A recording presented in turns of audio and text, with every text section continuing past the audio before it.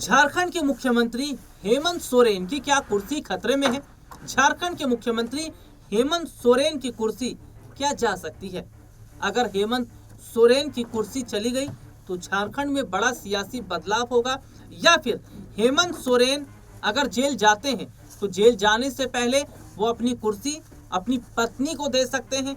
क्योंकि अपने दर्शकों को बता दें कि हाईकोर्ट से झटका लगने के बाद में हेमंत सोरेन की जो मुश्किलें हैं वो तो बढ़ती नजर आ रही है। इसके साथ ही साथ ये भी देखा जा रहा है कि हेमंत सोरेन एक बड़ा फैसला लेने वाले हैं। आखिरकार क्या है पूरा मामला और कैसे हाईकोर्ट का फैसला आने के बाद हेमंत सोरेन की मुश्किलें बढ़ी हैं, इससे मैं बता रहा हूं। इसे जरा ध्यान से सुनिएगा कि कैसे मनी लॉन्ड्रिंग के मामले में बुरे फंसे हैं यहाँ पर हेमंत सोरेन। देखिए, अपने दर्शकों को यहाँ पर बता दें कि बड़ी खबर जो कि निकल कर सामने आई, और बड़ी खबर देखिए, ईडी के समन की अवहेलना करने के मामले में मुख्यमंत्री हेमंत सोरेन की अंतरिम राहत को झारखंड हाईकोर्ट ने समाप्त कर दिया। जस्टिस AK चौधरी की अदालत ने ईडी की शिकायत वाद पर MP MLA की विशेष अदालत में ट्रायल की प्रक्रिया जारी रखने का निर्देश दिया। अदालत में सुनवाई के दौरान प्रार्थी हेमंत सोरेन की ओर से समय दिए जाने की मांग की गई और अंतरिम राहत को बढ़ाने का आग्रह किया गया। अदालत ने उनके आग्रह को अस्वीकार करते हुए पहले जारी किए गए अंतरिम आदेश को निरस्त कर दिया। मामले में ईडी की ओर से अधिवक्ता अमित कुमार दास और सौरभ कुमार ने पक्ष रखा। MP MLA की विशेष अदालत ने इस मामले में सुनवाई 28 नवंबर की तिथि पूर्व से निर्धारित है। इसके बाद राजनीतिक सरगर्मियां देखिए बढ़ गई। 4 दिसंबर 2024 को मामले में कोर्ट ने अंतरिम आदेश देते हुए समन अवहेलना मामले में हेमंत सोरेन को MP MLA कोर्ट में व्यक्तिगत उपस्थिति से छूट दी थी। सुनिएगा, हेमंत सोरेन की ओर से MP MLA कोर्ट के उक्त आदेश को निरस्त करने के आग्रह करते हुए याचिका दाखिल की गई। ईडी द्वारा मुख्यमंत्री पर समन की अवहेलना का आरोप लगाते हुए निचली अदालत ने शिकायतवाद दर्ज कराया। MP MLA मामले की विशेष अदालत में सुनवाई के दौरान हेमंत सोरेन को व्यक्तिगत रूप से उपस्थित होने का निर्देश दिया था। इसके खिलाफ मुख्यमंत्री ने व्यक्तिगत उपस्थिति से छूट की याचिका दाखिल की थी, जिसे निचली अदालत ने खारिज कर दिया था। इसी आदेश को चुनौती देते हुए मुख्यमंत्री हाईकोर्ट में उन्होंने याचिका दाखिल की। निचली अदालत में लंबित मामले को निरस्त करने की भी मांग थी। हाईकोर्ट ने उस समय निचली अदालत द्वारा मुख्यमंत्री को उपस्थित होने के आदेश पर रोक लगाती थी और उस आदेश को उक्त आदेश को निरस्त कर दिया था। लेकिन अब क्या देखा जा रहा है कि जो हाईकोर्ट है, हाईकोर्ट ने जो स्टे लगाया था वो हटा दिया है।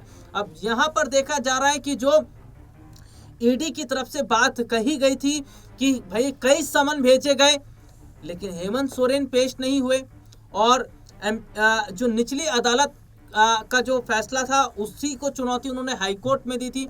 तो वहाँ उस समय तो था कि भैया जो मामला था वो उस पर उन्होंने हाईकोर्ट ने स्टे लगा दिया था, लेकिन अब क्या कर दिया कि हटा दिया गया स्टे। तो ऐसे में जो मुश्किलें हेमंत सोरेन की बढ़ रही हैं, क्योंकि जो कि ईडी की तरफ से कहा गया है कि भैया बहुत सारे जो नोटिस हैं उन्हें दिए गए थे हेमंत सोरेन को, वो तय समय पर नहीं आते थे, बहुत सारे नोटिस का जवाब नहीं दिया गया, तो मुश्किलें यहाँ पर बढ़ती नजर आ रही है।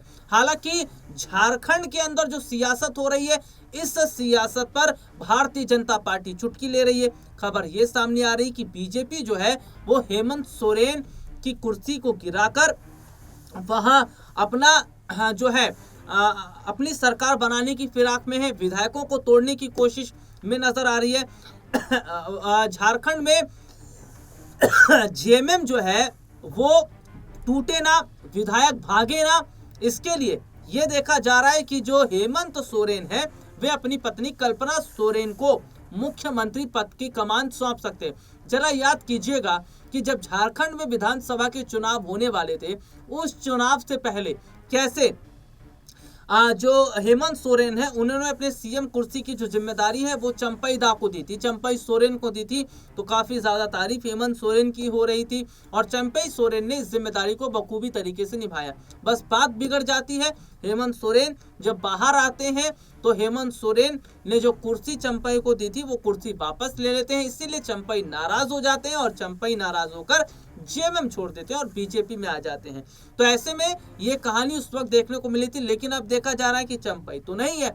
अब यहाँ पर हेमंत सोरेन अपनी पत्नी कल्पना सोरेन को क्या सीएम कुर्सी सौंपेंगे, क्योंकि माना यह जा रहा है कि जिस तरीके से हाईकोर्ट से बड़ा झटका लगा है और कहीं ना कहीं ईडी की यहाँ पर बड़ी जीत होती नजर आ रही है, क्योंकि मनी लॉन्ड्रिंग के मामले में यहाँ बुरे फंसते हेमंत सोरेन नजर आ रहे हैं। मनी लॉन्ड्रिंग से जुड़े मामलों में समन भेजा जाता है ईडी की तरफ से, लेकिन उसका जवाब हेमंत सोरेन ने नहीं दिया, कई बार नहीं दिया। कोर्ट में वो पेश नहीं हुए थे, जिसके बाद में माना गया कि उन्होंने उन तमाम मामलों को हाईकोर्ट में चुनौती दी थी, जिस पर उन्हें राहत उस वक्त मिली थी, लेकिन अब राहत नहीं मिलती नजर आ रही। तो ये देखा जा रहा है कि क्या इसमें एक सियासी खेल भी है, क्योंकि जिस तरीके से झारखंड की घाटशिला सीट पर अगर मैं यहाँ पर बात करूं तो हाल ही में जो घाटशिला सीट पर उपचुनाव हुए, उस घाटशिला सीट पर भारतीय जनता पार्टी की बुरी हार हुई। जो यहाँ पर चंपई सोरेन के बेटे बाबूलाल सोरेन, उनकी हार हुई है, जिससे एक बड़ा मैसेज ये गया कि झारखंड की जनता बीजेपी को नकार चुकी है। और दूसरी तरफ ये मैसेज गया कि झारखंड की जनता अभी भी जेएमएम के साथ है।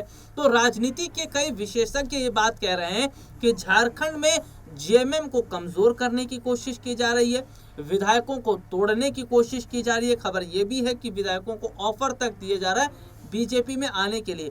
तो ऐसे में देखा जा रहा है कि क्या झारखंड की जो सियासत है उसमें पूरी तरीके से भूचाल लाने की कोशिश की जा रही है। और सबसे बड़ा सवाल है कि अगर हेमंत सोरेन अपनी सीएम कुर्सी पत्नी कल्पना सोरेन के हाथों में दे देते हैं तो क्या झारखंड की जनता विश्वास करेगी कल्पना सोरेन पर? क्या झारखंड की जनता कल्पना सोरेन के साथ खड़ी रहेगी? और क्या झारखंड में ये देखा जा रहा है कि अगर जेएमएम को तोड़ने की कोशिश जिस तरीके से बीजेपी के द्वारा भी हो रही है, अगर उसमें वो कामयाब हो जाते हैं तो क्या ये बहुत बड़ा झटका लगेगा हेमंत सोरेन को? देखिए, सबसे बड़ी बात है घाटशिला में जीत के बाद में जहां हेमंत सोरेन का कहा जाए तो हेमंत सोरेन का जो मनोबल है वो बढ़ा। हेमंत सोरेन की जो पार्टी है जेएमएम, उसने कहीं ना कहीं जो है एक बड़ी उपलब्धि हासिल की। हेमंत सोरेन ने बड़ी उपलब्धि हासिल की, तो दूसरी तरफ जनता का रुझान भी साफ पता चल गया। तो ऐसे में माना जा रहा है बीजेपी इससे बहुत ज्यादा बौखलाई हुई है। जहां बिहार विधानसभा चुनाव में बीजेपी ने इतनी बड़ी जो है जीत हासिल की, इतनी सीटें लेकर आई, लेकिन घाटशिला सीट पर उन्हें बड़ा झटका लगता है। राजस्थान के अंदर जो है सरकार जबकि बीजेपी की है, उसके बावजूद अंतर सीट पर वो हार जाते हैं। तो ऐसे में माना जा रहा है कि जो उपचुनावों में हार हुई है बीजेपी की, वो इसको आसानी से नहीं पचा पा रही है। और जिस तरीके से घाटशिला में हार हुई है उससे तो और नहीं पचा पा रही है। अब ये देखना होगा कि क्या हेमंत सोरेन आने वाले समय में अपनी पत्नी कल्पना सोरेन के हाथ में जिम्मेदारी दे देंगे। अगर दे देंगे तो क्या जनता कल्पना सोरेन को स्वीकार करेगी? जो भी इस पर अपडेट रहेगा अपने दर्शकों को जरूर बताएंगे। फिलहाल इजाजत दीजिए, नमस्कार।